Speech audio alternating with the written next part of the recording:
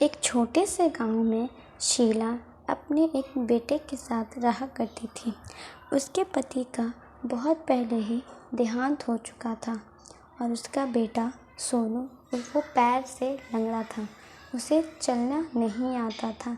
वह बचपन में एक खेल की वजह से गिर गया था, जिसके वजह से उसके पैरों में जोड़ों की चोट आई थी और उसके कारण वह अब कभी नहीं चल सकता, डॉक्टर ने बता दिया था। जिसकी वजह से शीला को ही काम करना पड़ता था। शीला दूसरे के घरों में जाकर झाड़ू बर्तन का काम किया करती थी और कभी कभी मौका मिले तो वह मजदूरी भी कर लिया करती थी। सोनू, तुम घर का ख्याल रखना, ऐसा कहकर शीला अपने घर से चल देती है और वह काम पर चली जाती है। वह पूरे रास्ते पैदल चलती और अपने बेटे के बारे में ही सोचते रहती है। एक दिन जब वह काम से वापस आ रही थी तो रास्ते में बहुत बर्फ़ पड़ रही थी, जिस वजह से शीला बीमार पड़ गई।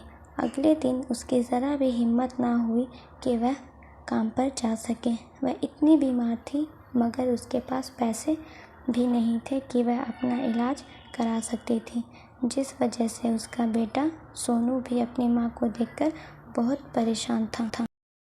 वह मन ही मन सोचने लगा, अब मैं क्या करूं, माँ की तबीयत बहुत ख़राब है। अगले दिन शीला उसे कहती है, बेटा अब तुम्हें ही कोई काम ढूंढना पड़ेगा, तुम्हें ही कुछ करना पड़ेगा, क्योंकि मेरी हालत ऐसी हो चुकी है कि मैं बाहर भी नहीं जा सकती, मुझसे तो बैठा भी नहीं जा रहा। अब तू ही बता मैं क्या करूं, कैसे जाकर काम करूं। मुझे कोई ऐसे में काम पर रखेगा भी नहीं और मेरे पास पैसे भी नहीं हैं कि मैं डॉक्टर के यहाँ जा सकूं। मैं जितने भी पैसे कमाती हूँ उससे तेरे इलाज में लग जाता है और हमारा खर्चा चलता है, हमारे पास तो अब कुछ भी नहीं है। ये सारी बातें सुनकर सोनू सोचने लगता है कि अब मुझे ही कुछ करना पड़ेगा। माँ की ऐसी हालत हो गई है, जा रहा हूँ मैं ही कहीं बाहर जाता हूँ और जाकर किसी से काम मांगता हूँ, शायद मुझे कोई काम दे दे। ये सोचकर सोनू अपने घर से निकल जाता है किसी के यहाँ काम मांगने।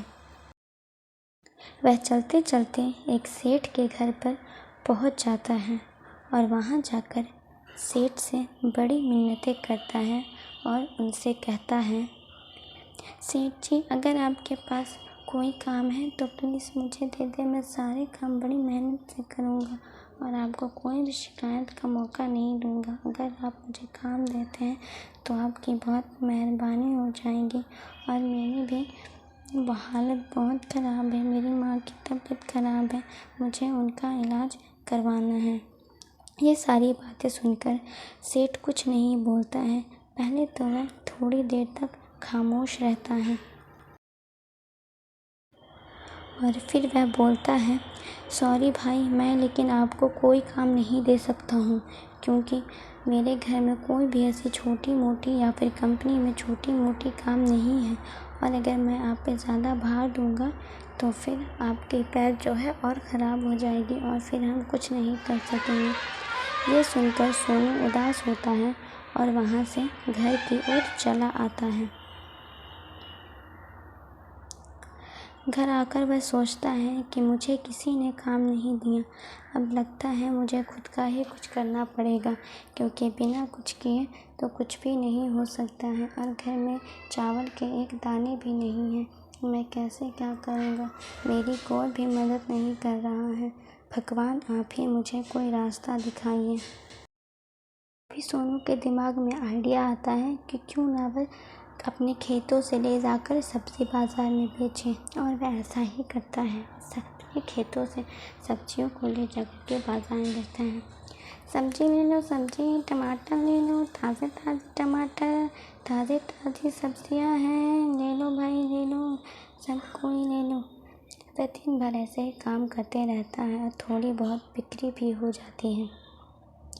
कुछ देर बाद उसके पास एक तांत्रिक आता है और वह बोलता है, बेटा अगर तुम्हारे पास कुछ खाने को हो तो मुझे दे दो, मैं बहुत ही भूखा हूँ और मुझसे ये भूख सहा नहीं जा रहा। मैंने सबसे मदद मांगी, किसी ने भी मेरी मदद नहीं की। ये बातें सुनकर सोनू काफ़ी उदास हो जाता है और उसे कुछ खाने को दे देता है। खाने के बाद तांत्रिक उसे एक चीज़ देता है, ये लो, अगर तुम इसे अपने पैरों में लगाओगे तो तुम्हारी पैर बिल्कुल ठीक हो जाएगी। ये सुनकर सोनू उसे ले लेता है और सोचता है कि ठीक है, मैं इसे ले लेता हूँ, शायद ये मेरे पैरों को ठीक कर दे।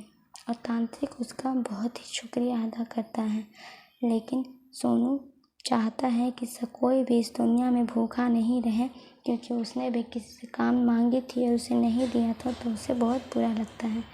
इतना कहकर तांत्रिक वहाँ से चला जाता है। उसका शुक्रिया अदा करता है। सोनू का शुक्रिया अदा करने के बाद तांत्रिक वहाँ से चला जाता है।